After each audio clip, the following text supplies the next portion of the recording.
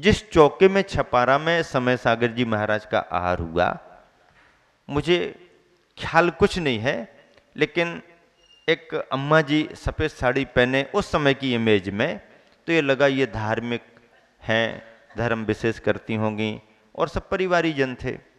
उस चौके में महाराज जी का आहार संपन्न हुआ। उन अम्मा जी ने देख करके कि ये आए हैं और ऐसा ऐसा, या तुम भी यहीं पर आहार कर लेना। ठीक है, नहीं तो महाराज जी के साथ तो वापस जाते, उन्होंने कह दिया तो बैठ गए, यहां तक तो ठीक है। लेकिन भोजन करने के बाद जैसे ही हम उठे, अब हमारी बड़ी परीक्षा हो गई। परीक्षा क्या हो गई? उन्होंने मुझसे पूछा, भैया तुम्हारी अभी कितनी प्रतिमा है? क्या पूछ लिया? भैया तुम्हारी कितनी प्रतिमा है? उस समय मुझे यही मालूम नहीं था कि प्रतिमा कहते कैसे हैं, कहते कैसे, ये मालूम नहीं कि प्रतिमा कहते कैसे हैं, और ये पूछ रहे कितनी प्रतिमा है। अब क्या उत्तर दें? तो झटपट जो उस समय की उम्र के हिसाब से समय देख करके निर्णय कर सकें, यदि कुछ बताएंगे तो गड़बड़ हो सकता, क्योंकि मालूम नहीं, और ऐसा कहना भी मुझे ऐसा उचित सा नहीं लगा कि मुझे इसके बारे में कोई जानकारी नहीं है। तो जैसे ही उन्होंने पूछा कि भैया जी तुम्हारी अभी कितनी प्रतिमा है, तो हमने झटपट कहा हमारी सब प्रतिमा है, और निकल गए। हमारी सब प्रतिमा है, अब तुम सोचते रहो क्या सोचना है। निकल गए तो निकल गए।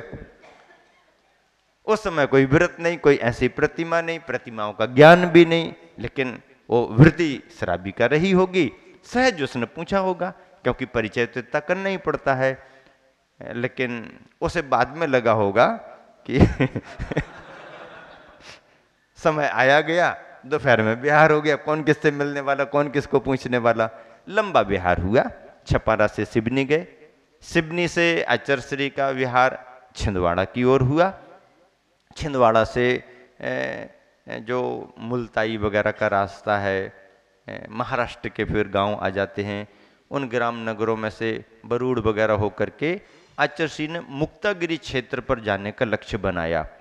और मुक्तागिरी क्षेत्र आचरश्री को अपरिचित था, लेकिन भाव बनाया कि मुक्तागिरी में चातुर्मास करना है। आचरश्री का बिहार हुआ। एमपी वगैरह में तो ठीक रहा, लेकिन महाराष्ट्र में जैसे ही प्रवेश किया, साथ में बिहार करने वालों की कुछ कमी हो गई, और हम जो भी बच्चे चल रहे थे या जो भी आसपास गांव के लोग आ जाते थे, वही कोई कोई एक एक दो दो करके महाराज जियों के साथ चलते थे। संग में लगभग उसमें 11 पिच्छियाँ थीं, बिहार होता था। स्पीड के अनुसार कभी कभी महाराज जी आगे पीछे भी हो जाते, और लंबा लंबा बिहार, रोज 20-15 सुबह शाम 10-15 ऐसा रोज बिहार होता था। सागर से मुक्तागिरी लगभग 500 किलोमीटर के आसपास पड़ती है। इतना लंबा बिहार आचरश्री ने किया था। एक गांव में ऐसा हुआ, आचरश्री और मुनि महाराज जी वगैरह कुछ आगे बढ़ गए, शाम का समय, आगे जाकर के रुकना था। नियम सागर जी महाराज जी के साथ हम पीछे पीछे चल रहे थे, बाकी महाराज जी आगे आगे निकल गए।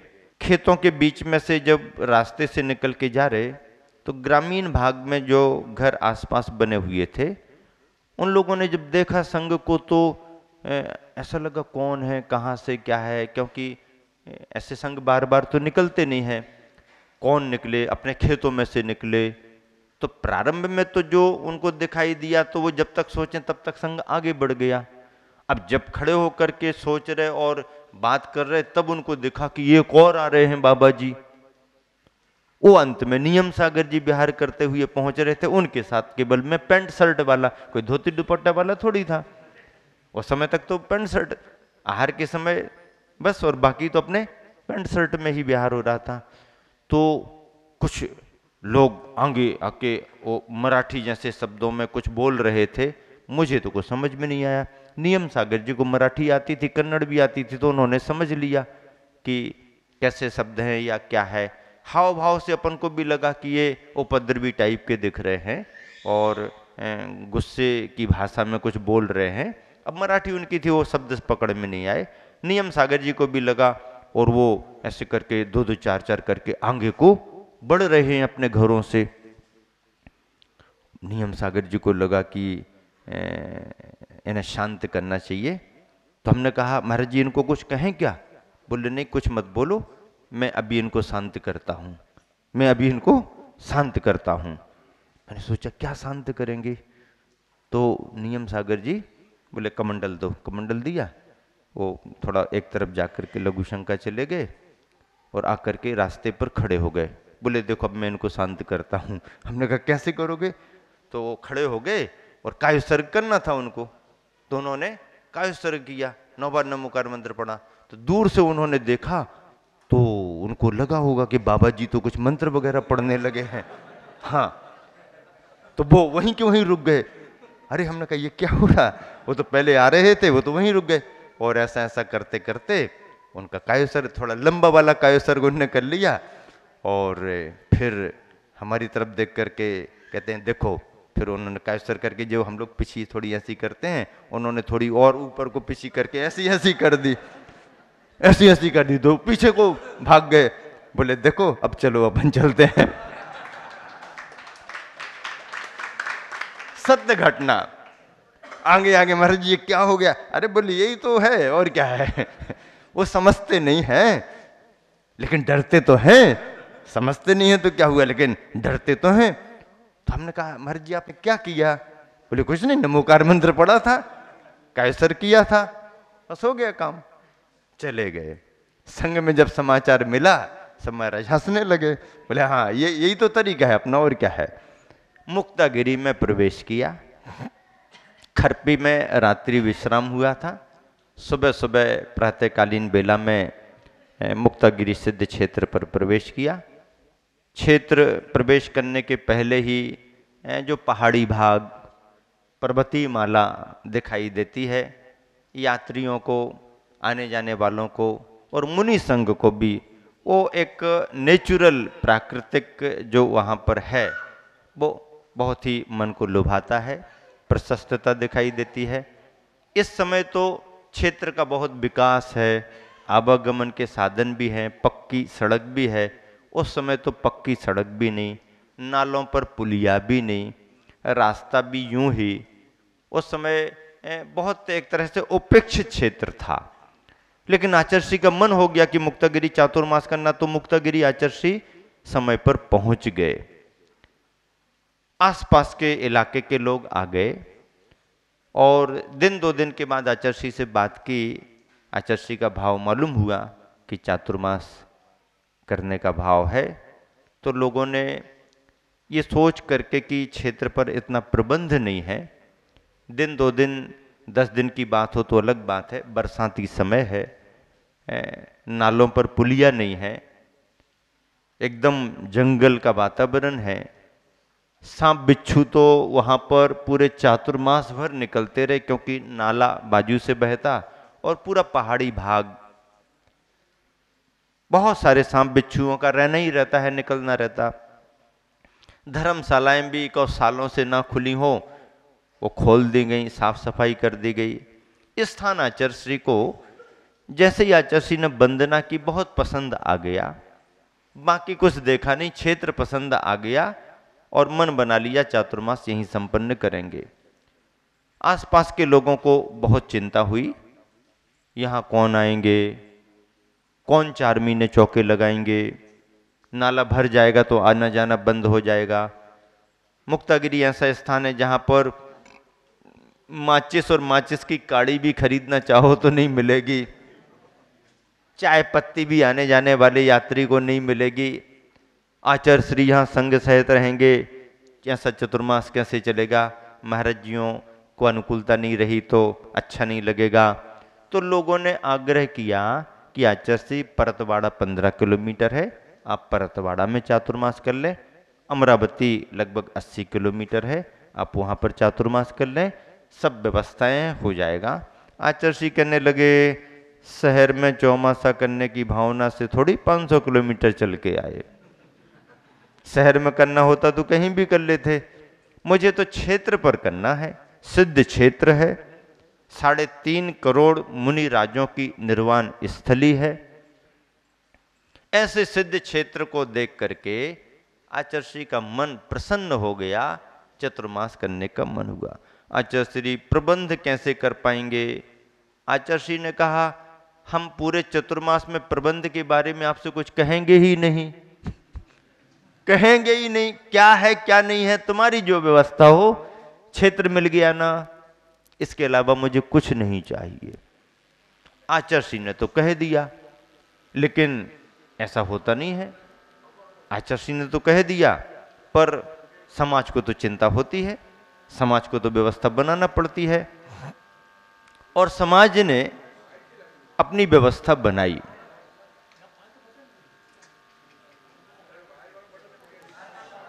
समाज ने अपनी व्यवस्था बनाई और प्रभावना खूब हुई। प्रभावना हुई, 10 लक्षण धर्म संपन्न हुए और 10 लक्षण धर्म की संपन्नता में प्रत्येक रविवार को तो सार्वजनिक प्रवचन होने लगे और जो समाज बंधुओं का आना जाना शुरू हुआ। आचार्य श्री के संघ के दर्शन किए, संघ की चर्या देखी, तो लोग चिंता ये कर रहे थे कौन चौका लगाएगा। वहां धर्मशालाएं सारी बुक, अलग से टीन के स्थान बनाए गए, वो भर गए। यात्रियों को रुकने के लिए जितने स्थान बनाए वो भर गए। बाहरी लोगों को रोकना पड़ा। चतुर्मास में लोगों को ये लगा कि हम क्या क्या चिंता कर रहे थे, यहां तो क्या क्या दिखाई दे रहा है। और परिणाम ये निकला कि बड़ी धर्म प्रभावना के साथ चातुर्मास संपन्न हुआ। संघ के प्रवेश का संदर्भ भी मेरा मुक्तागिरी से ही प्रारंभ हुआ। शेष वार्ता आपको संत शिरोमणि प्रवचन माला में गुरुवर के व्यक्तित्व को लेकर के, गुरुवर के स्वभाव को लेकर के, गुरुवर की निष्प्रहता को लेकर के और गुरुवर की कृपा से होने वाली संघ वृद्धि को लेकर के जो संदर्भ चल रहे हैं, क्रमशः आगे सुनने को मिलेंगे।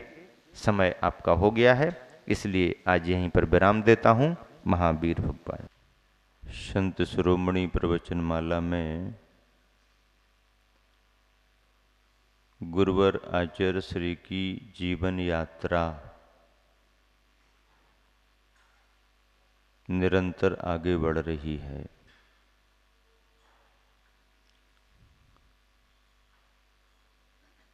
सन 1980 के संदर्भों में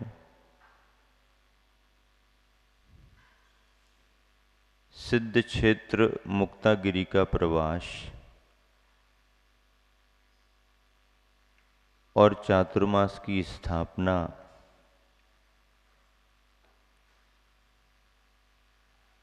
महाराष्ट्र प्रांत के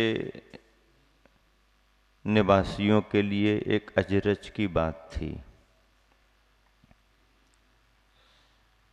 क्योंकि पहली बात तो ये कि इतना लंबा विहार करके गुरुवर क्षेत्र पर पहुंचे,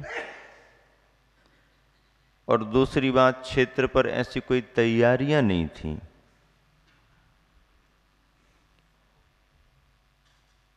आचार्य श्री का मन क्षेत्र पर ही चातुर्मास करने का था।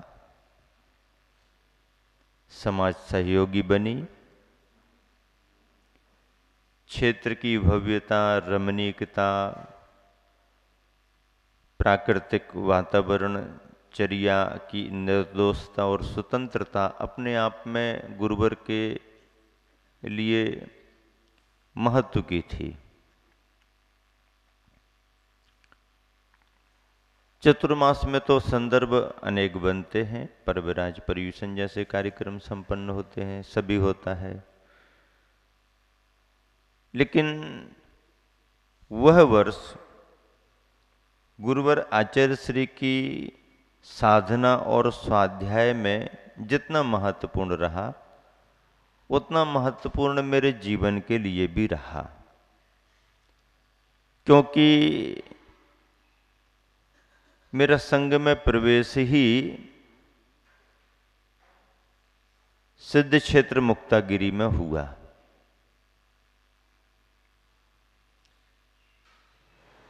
पर्यूषण के पावन प्रसंग पर तप धर्म के दिन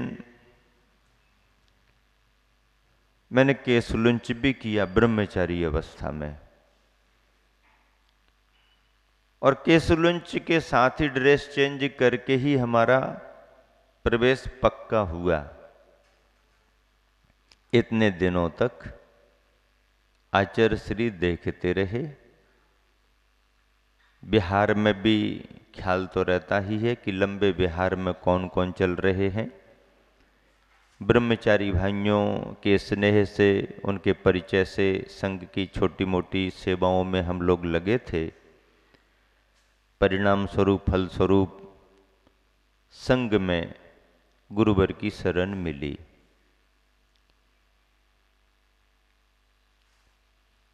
चतुर्मास में एक दो ब्रह्मचारी और आए, वो भी सम्मिलित हुए। निर्धारित समय पर गुरुवर आचार्य श्री ने स्वाध्याय प्रारंभ कराया, और प्रारंभिक स्वाध्याय के लिए कहें प्राइमरी के विद्यार्थियों के लिए तो संघ के महाराज जियों को ही जिम्मेदारी सौंप देते हैं। और हम लोगों का सौभाग्य कि गुरुवर के आशीर्वाद से, उनके निर्देश से मुनि श्री समय सागर जी महाराज जी ने हम लोगों का अध्ययन कराना शुरू किया। रत्न करंडक श्रावकाचार्य के श्लोकों का उच्चारण, तत्वार्थ सूत्र के सूत्रों का पाठ और छोटा छोटा सामान्य से अर्थ। महाराज जी तो बहुत कुछ बता सकते थे, लेकिन समझने वालों की भी उतनी योग्यता तो हो। तो प्रारंभिक विद्यार्थी के रूप में उच्चारण कराना, इस अध्याय का क्या भाव है, सूत्र कैसे हैं, कितने हैं, किस रूप में लिखे गए हैं, इत्यादि प्रकार से तत्वार्थ सूत्र की तैयारी हुई। 24 ठाना एक छोटा सा ग्रंथ माना जाता है, पर बातों को समझने के लिए और पकड़ने के लिए अच्छा माध्यम बनता है। उस ग्रंथ का, उस लघु संग्रह पुस्तिका का परिचय भी मिला। उसके पढ़ने के माध्यम से गति, इंद्रिय का योग, वेद कसाय आदि का धार्मिक ज्ञान हुआ। मुझे तो वो प्रसन्नता इस रूप में भी हुई